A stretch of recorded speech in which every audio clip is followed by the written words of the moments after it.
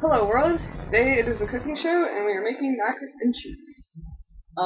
First you need a pan that is metal like this so that you can whisk it with a metal whisk and it doesn't mess up any kind of chocolate. And you need a whisk. You need any kind of pan to boil water in for the pasta. Or pot, it's actually a pot. And you need butter and any kind of butter, real butter of course.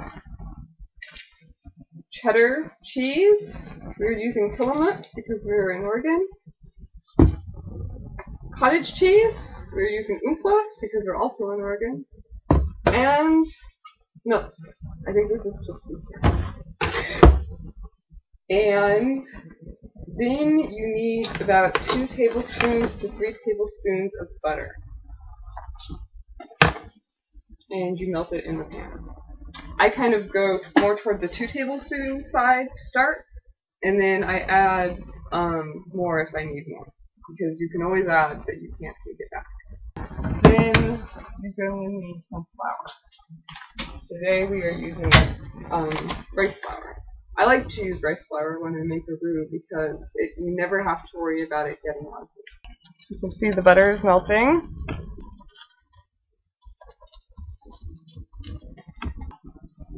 And now I'm going to add the flour. You want to add about 3 tablespoons of flour.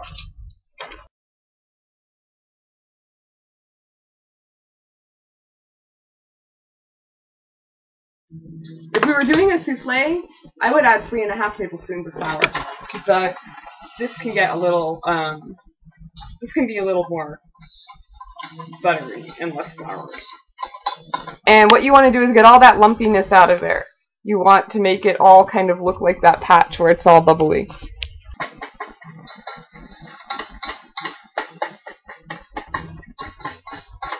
It's all kind of bubbling like that. You want to cook that for like 2 minutes until it gets to be golden brown, sort of. Not exactly 2 minutes. You just kind of watch it until it becomes like a golden brown.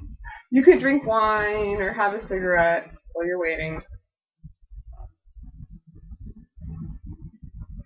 Now the amount of pasta that you want to use, you're probably going to want to use like 2 cups of, that's what I'm using. This is a little more than 2 cups. It's like 2¼ cups of dry pasta.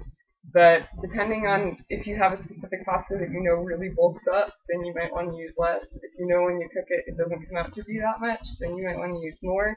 It depends on how pasta-y you like it to your ratio of mac and cheese. But you have to take into account packing ratio as well.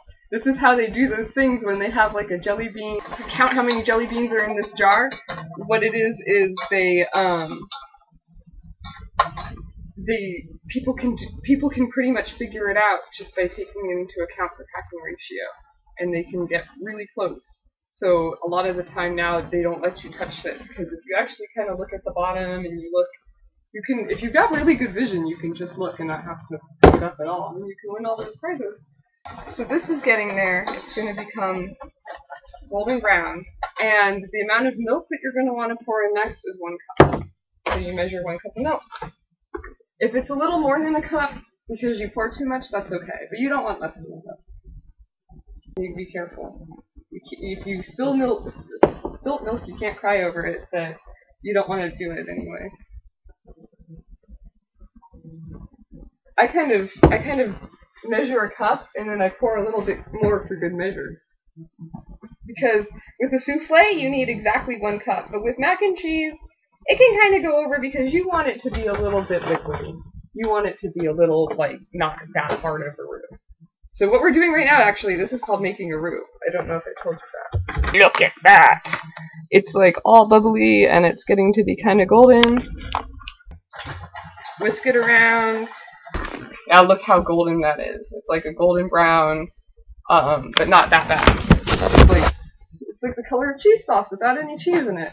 Okay. So you're going to want to leave this on the burner the whole time. I just took it off. I have to move the computer. You add the milk all at once. And you start whisking.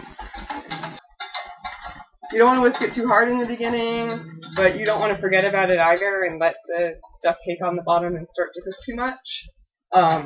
You want to cook it kind of at an even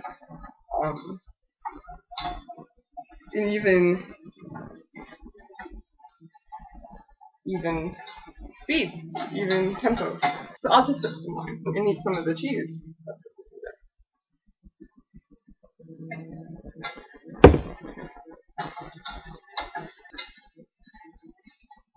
So the trick is you're trying to bring this milk in it now to a boil, and so you can turn up your heat if you haven't already.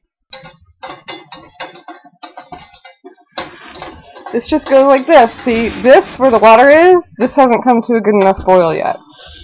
Nor has this. You feel it start to thicken after a while. You'll actually feel it gets, it really does start to thicken. It's pretty crazy, but it's cool. You start seeing it bubble. See how it's starting to bubble? That is exactly what you want. That's beautiful right there.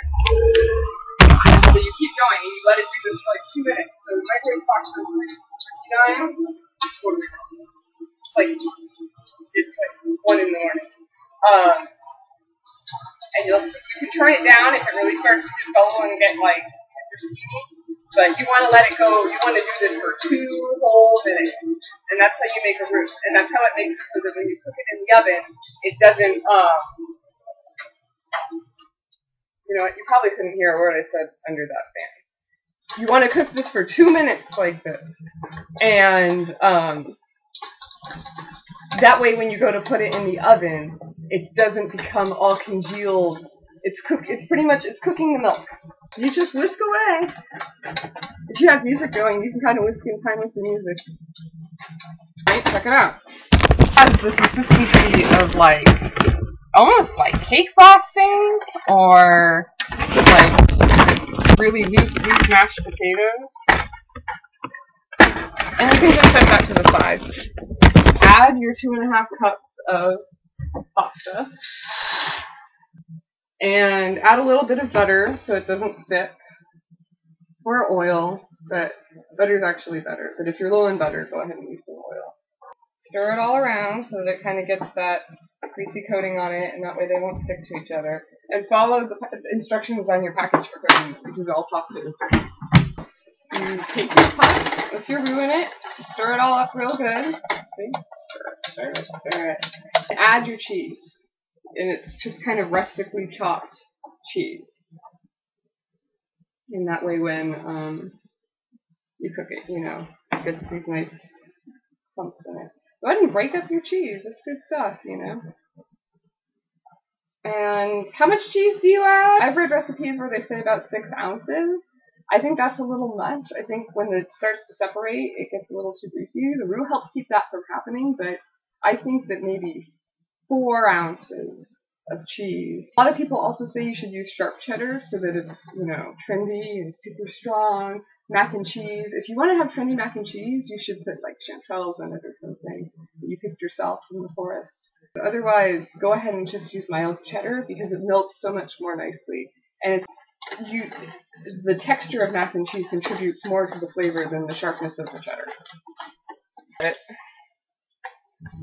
you just kind of melt in those blocks of cheddar until they get all kind of nice and milky and the whole starts to turn like an orange color. And then you also add some cottage cheese. Cottage cheese is the secret ingredient, actually. So go ahead and really, if you want to overload it with cottage cheese, it's not going to make a difference. And if anything, it will help absorb some of the greasiness from the cheddar. So I just put like 5 big scoops. So now it gets to be really kind of congealed soft, but that's okay. That's what you want because that's how it becomes a nice thick mac and cheese when it's cooked. What to add? Probably ½ teaspoon of salt for seasoning. I would go a little bit less on that. ¼ teaspoon is fine, but standard would be ½ teaspoon. ¼ teaspoon of pepper. I would go a little bit more than that.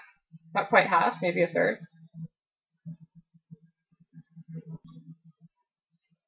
maybe a little teeny bit of cayenne or paprika. I think I'm going to go with cayenne because I like more spice. You don't need much, just a teeny sprinkling. And some nutmeg. You never want to put more nutmeg than you can taste. You just want it to be this teeny hint in the background that you don't even really know is there. I take the nutmeg itself, nutmeg, and I scrape the bits of it off with the knife. Because you can get out the grater and all that for your nutmeg, but at the end of the day, just take enough so that you can pinch it and kind of put it in. You don't want to put that much though. Little teeny bit of nutmeg goes a long way. One of these little megs should last you for ever. I'm going to add this last little bit of really good garlic powder that I have. It's that. So try your cheese sauce and see if there's anything you feel like you need to add. Wow, that's really good. I like to put, actually, if I have some on hand, a little bit of sour cream. Which I do happen to have, as a matter of fact. Not too much, because you don't want the milk to separate and you don't want to make it too liquidy. But just like a little tablespoon or more, between 1 and 2 tablespoons. Trust me, that's kind of a secret. That's kind of a secret ingredient that I'm sharing today. See? It's pretty gloppy. That's what you want. You really don't want it to be like how you think of like Campbell's cheese soup. You want it to be pretty gloppy, and it will have pieces of cottage cheese in it. It's really good mac and cheese sauce. So my pasta's boiling away, and I will be back as soon as that's done. It's just done. So we're going to take that off the burner. Take a colander, which I forgot to get out earlier, but here's one now. And drain your pasta. You want to shake your pasta out, and you want to let it really sit here a minute and shake it out as much as you can, and let it get as dry as you can, because the more water that is in your mac and cheese, the more it's going to fuck it up. A wonderful side dish to accompany to this meal is broccoli. And so today we're going to put broccoli on the side. Now you can use the pan that you just finished cooking your pasta in and fill it with water. Okay? And you have to bring this to a boil again. Every time you think to do it, go ahead and shake out the pasta, because you don't want it to get clumpy, and the more you shake it out, the more the air gets in there, and the more it gets aerated and steamed, and the more water can evaporate from it. And that's exactly what you want. If it looks a little soggy after it's been sitting for a bit, that's fine. It's all going to be baked in together anyway. I used about 2 1/4 cups of pasta. I could have used a little more, but it's okay. It'll be a really cheesy sauce, and it's the cheesiest. That's what people. That's actually a marketing ploy. So that's what you want: is cheesy mac and cheese. So now we're going to chop the broccoli. And what I do is I just take the little floor of it like this, and I almost kind of pull these things off, but I do it with a knife. Each individual one.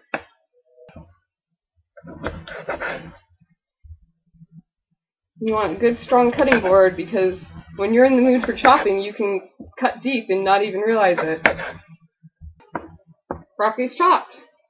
That piece of broccoli looks kind of weird, doesn't it?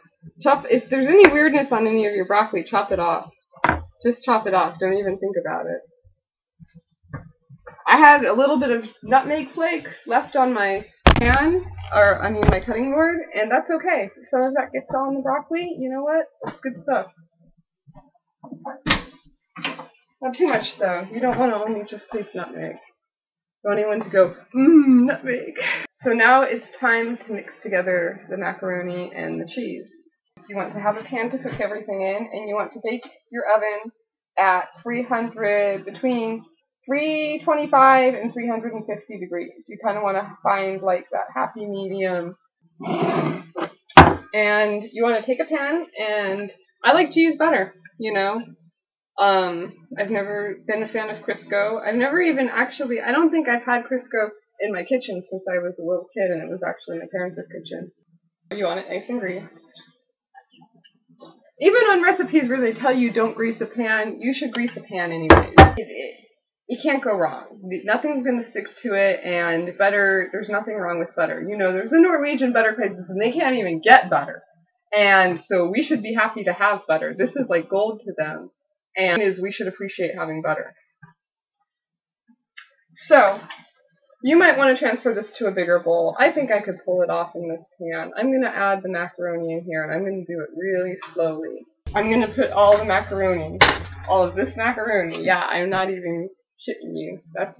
And I'm just going to slowly add that into here and get it all nice and coated. If you want to move it to a bigger bowl, you're fine, but I want less dishes to do at the end of the day, so I'm going to just work it like this. Now, you can use a spoon, but as long as your hands are clean, and this is cold by now, you could just grab it and put it in. I mean, as long as the people who you're serving for don't mind. And you just mix it in. You mix in a little bit to start. Now add another handful. Mix some more.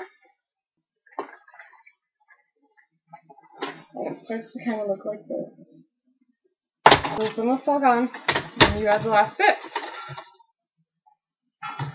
The water's really going now, so I'm going to add broccoli into the water. And that just goes in there. So now, what you want to do is you want to add your macaroni and cheese to your greased pan. And it should be all nice and cheesy and all nice and mixed in. And it should look like that. And you pour it in.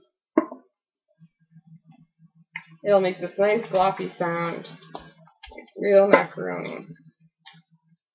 I was a kid in school once, and we had to make these, like, for Halloween, they were having, like, the spooky house, and so each class had to make a part of the spooky house, and one of the spooky things were these, like, creepy hands that came from chains on the ceiling, and the way we made them was we took surgical gloves, and we packed them full of cooked macaroni, and then we hung them from the ceiling just for that night for the spooky gym, and the gymnasium, you know, the athletic room. And keep an eye on your broccoli, you don't want it to overcook. Probably set it to the side because it's actually got a long way to go on the mac and cheese. But that's fine, it's only cooked a couple seconds. Mac and cheese is in the dish, and it shreds some cheddar cheese on top of this. And doing that does two things. It makes it so that it doesn't get to be all like burnt on top of the noodles, because if the noodles get kind of burnt, they get hard and tough and gross. But it also makes it so that it has a nice cheese crust and it looks nice. It's aesthetic as well as useful. So at this point you do need your cheese grater, and you just grate a small layer of cheese over the macaroni. And it doesn't have to completely cover because it becomes like melted, you know, and it stretches a higher surface area than it does prior to melting. And that looks beautiful. So now that our oven is preheated, and my oven really smokes a lot, so toxic.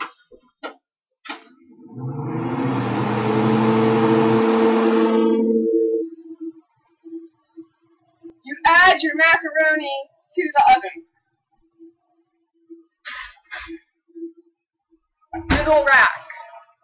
And middle rack is very important. And you set your timer for 20 minutes. You probably want it to cook for about half an hour, but depending on your altitude and your oven temperature, it may not cook that well. So you need to check it so it doesn't burn. So put it in for 20 minutes and check it after 20 minutes, but it may take up to half an hour. Hell, it may take longer.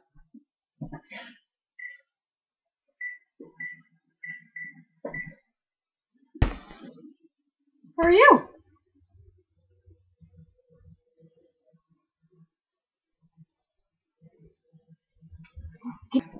So we're coming to the end of our cooking show, and we're going to be pulling the mac and cheese out of the oven in any minute. The microwave is ready to go off. So 10, 9, 8, 7, 6, 5, 4, 3, 2, 1. Oh my God. Are you ready to see this mac and cheese? It's on in the oven. I'm opening it up, and we're going to pull the mac and cheese out of here.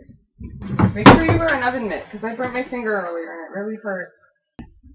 Pull that out of there. Oh, look at that. Isn't that beautiful? It's nice and cooked on top.